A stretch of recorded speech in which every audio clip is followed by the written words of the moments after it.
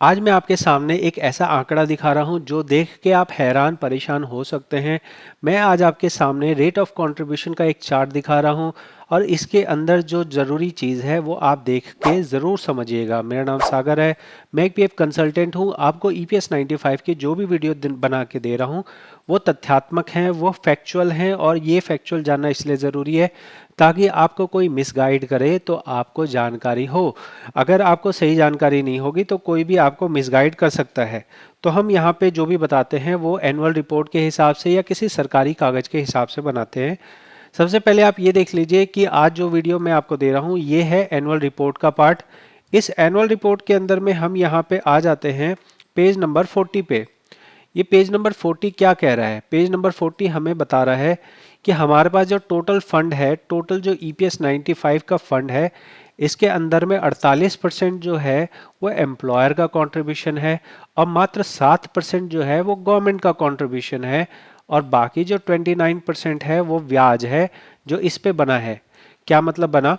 मतलब ये बना कि अगर हमारे पास टोटल ईपीएस 95 वालों के लिए 1 लाख रुपए का फंड है तो इसमें से 48,000 रुपये जो है वो आप लोगों की सैलरी से ही कटा है। सिर्फ 7% जो है गवर्नमेंट के तरफ से दिया गया है और 29% जो फंड है मतलब 29,000 जो है वो तो इस वाले अमाउंट पे ब्याज बना है। मतलब केंद्र सरकार का बहुत ही कम योगदान है आप लोगों के लिए। लेकिन आप देखिए कि किस तरह से ये सरकार मजदूर विरोधी है, जहाँ पे बड़े बड़े पूंजीपतियों को लाखों करोड़ का जो है माफ कर देती है। जहाँ इलेक्शन होते हैं वहाँ पे कभी दीदी सम्मान योजना, कभी महिला सम्मान योजना, कभी अम्मा सम्मान योजना के नाम पे, अलग अलग योजनाओं के नाम पे औरतों को रिश्वत दी जाती है।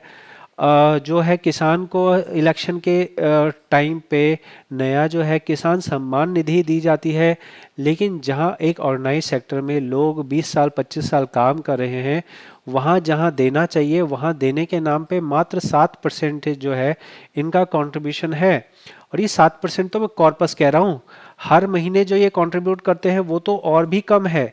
मतलब यहाँ पे आप समझिए कि जो जब बीजेपी सत्ता में नहीं थी, जो मैंने ये वीडियो बना के दी है मोदी जी 2013 का वादा पूरा करो, इसके अंदर में बीजेपी वाले धरने में जाते थे और धरने में जाके कहते थे ये कांग्रेस वाले जो है मजदूरों के साथ मजाक कर रहे हैं। कांग्रेस वाले अपना कंट्रीब्यूशन आप देखिए, जो ईपीएस के अंदर कंट्रीब्यूशन होता है उसमें कंपनी वालों का 8.33 होता है, आपका जो है 0 होता है और सेंट्रल गवर्नमेंट का 1.16 होता है।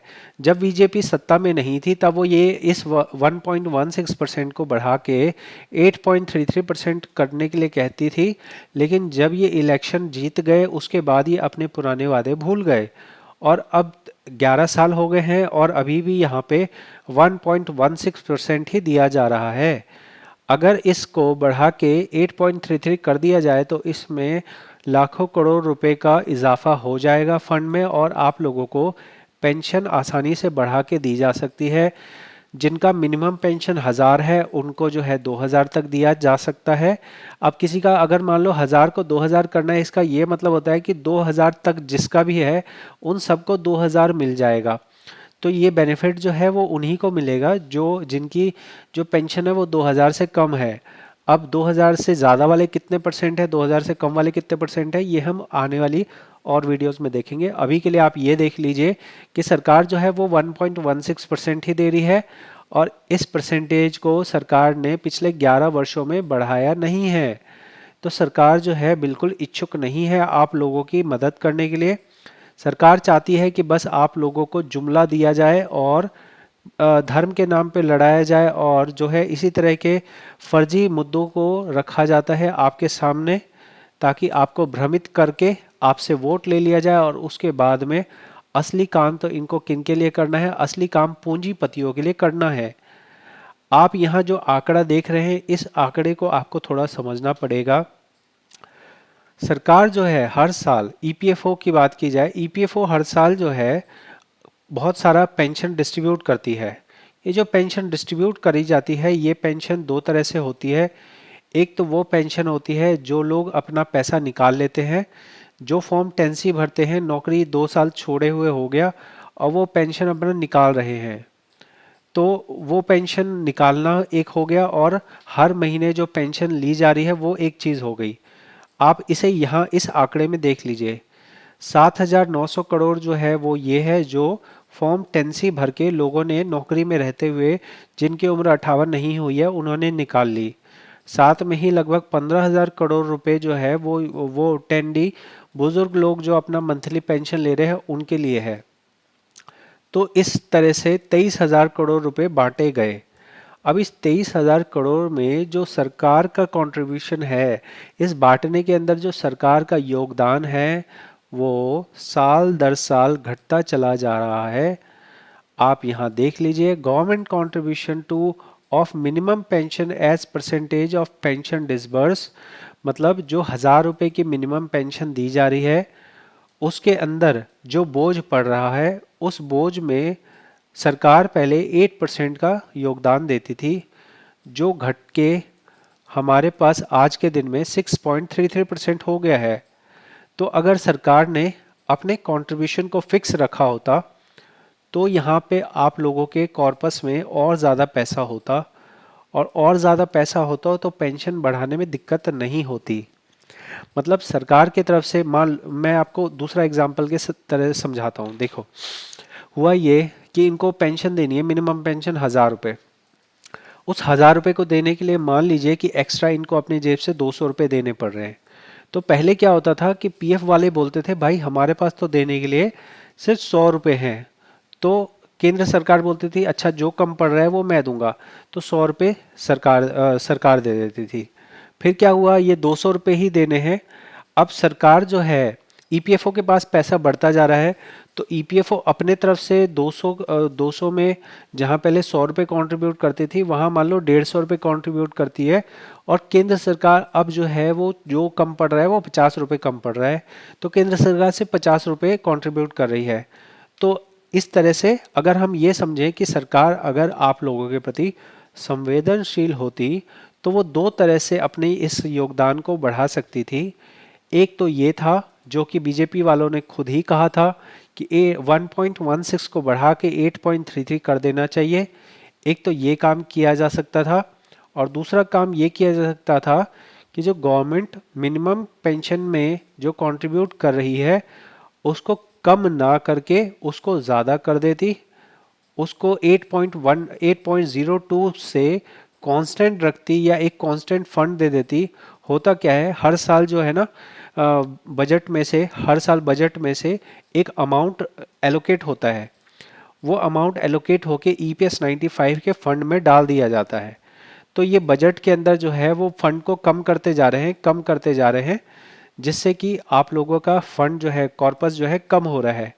और इस कॉर्पस को पूरा करने के लिए अब इन्होंने एक मास्टर प्लान बनाया है कि जो लोग जो अपना पेंशन निकाल रहे हैं इनको पेंशन निकालने ही मत दो। अगर पेंशन ही नहीं निकालने दोगे तो हमारे पास पैसा बच जाएगा, और उसी पैसे में से हम पेंशन जो है वो बढ़ा देंगे। आप विड्रॉल बेनिफिट देख रहे हैं, ये जो विड्रॉल बेनिफिट में 8,000 करोड़ के करीब आंकड़ा है, इसी आंकड़े को सरकार रोकना चाहती है।